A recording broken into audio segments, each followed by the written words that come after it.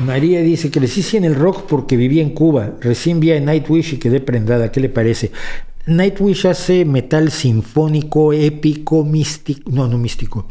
Épico, mítico. Y hace cosas maravillosas y tiene una de las mejores cantantes del mundo. No en metal, porque yo la he oído haciendo otro tipo de música totalmente diferente, que es Floor Jansen, que es, si mal no recuerdo, holandesa. Seguro no es, si me van a poner verde, pero la técnica, la voz, la potencia de ese mujerón de 1,84 de estatura que es Floor Jansen, él hace mucho por Nightwish.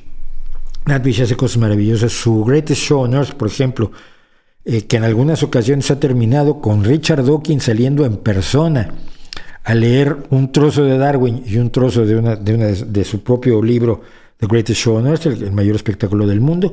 Es maravilloso y es épico. Me gusta Nightwish, pero no lo oigo demasiado, porque lo oigo una vez y digo, qué bien. Lo dice, ahora vamos a oírnos otra vez esta obra de 20 minutos. Pues francamente prefiero ir a Beethoven. Pero me gusta Nightwish y me gusta Épica, por ejemplo.